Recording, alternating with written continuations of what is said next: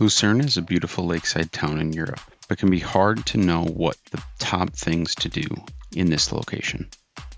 Lucerne offers plenty of things to do for travelers looking to explore Swiss culture while enjoying all the nature that it has to offer. From the spectacular views of the Alps, quaint cobblestone streets, and more, there are things for everyone.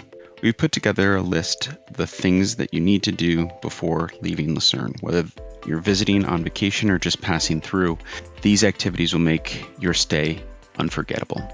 Hi, I'm Kyle, and I absolutely love travel, particularly European travel, and I'm here to give you the best tips from my experiences visiting amazing cities around the world. Let's get into my favorite experiences from visiting the iconic Swiss city of Lucerne.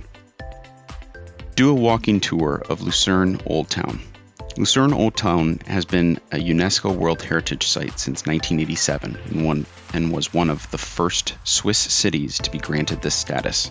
Don't get me wrong, there are plenty of things to see and do in Lucerne, but one of the best things is just simply walking around Old Town. It was one of the first cities to be granted UNESCO World Heritage status, becoming a part of world history in 1987. Tours are free if you want to go with a city guide for children aged 6 to 17 years old. For me, I simply pieced together a self-guided walking tour so I could casually stroll through Lucerne and stop at one of the many magnificent cafes along the way. The next thing to do is visit the city's most famous landmark, the Chapel Bridge, an 18th century wooden covered bridge that crosses Lake Lucerne and the Reuss River. Chapel Bridge is translated into Chapel Bridge. This is the most famous landmark by far in Lucerne. It's an 18th century old wooden covered bridge and it crosses over the Reuss River. The bridge has 153 wooden steps that are open to pedestrians only and is guarded at night by 2 mechanical lions. This bridge is the oldest wooden covered bridge in all of Europe and the oldest truss bridge in all of Europe. The Chapel Bridge contains several interior paintings dating all the way back to the 17th century. Unfortunately, the bridge was partially burned in 1993 from, believe it or not, a cigarette butt. But still standing in all of its glory, this bridge is one of the most charming bridges I've ever been on in my life.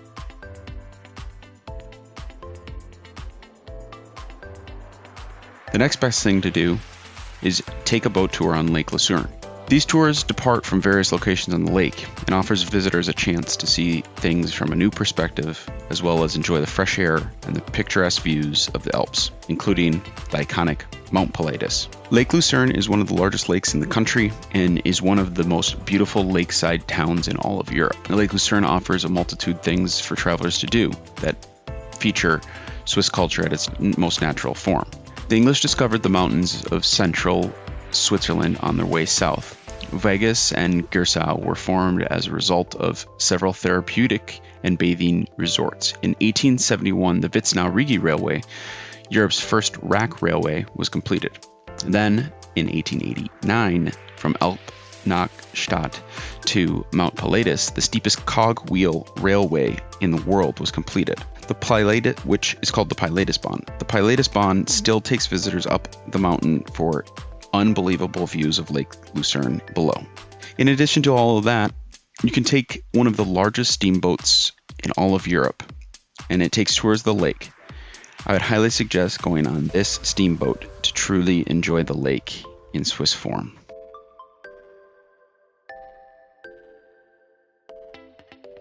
Next up, visit the Lion Monument.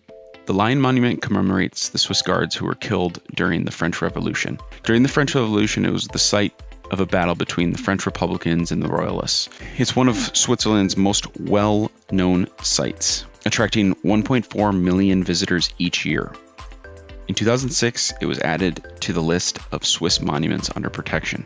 Mark Twain praised the sculpture of a mortally wounded lion as the most mournful and moving piece of stone in the world. I would have to agree with Mark Twain on this. There was something about visiting the sculpture that was incredibly different than anything I've ever seen before.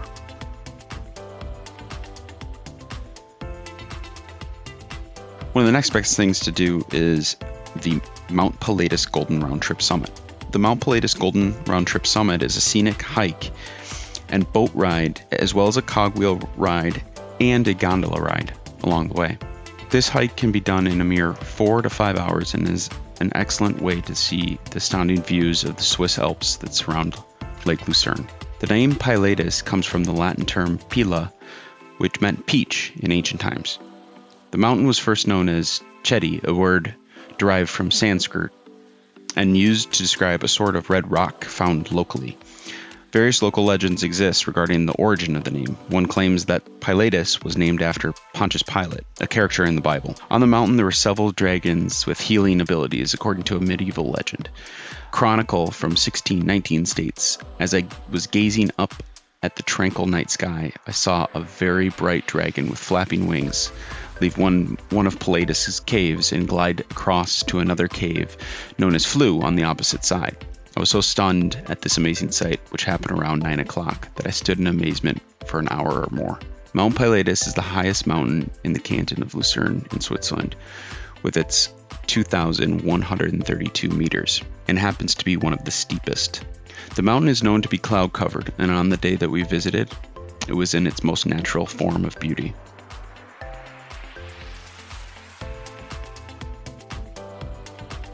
Next up, see the massive collection of Picasso art at the Sammlung Rosengard Museum.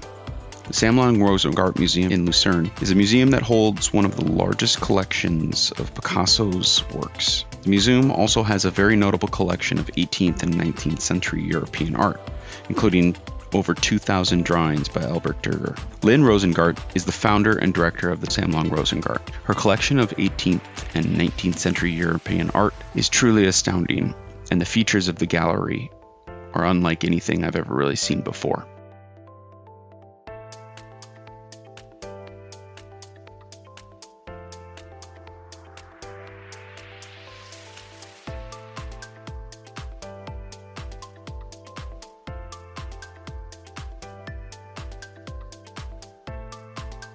Next, tour the Glacier Garden of Lucerne.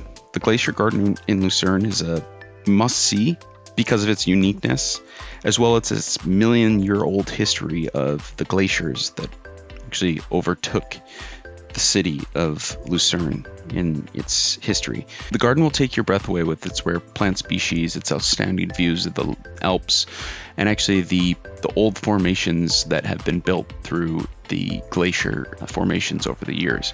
Beyond that, there's also a mirror museum that you can get yourself lost into as you explore.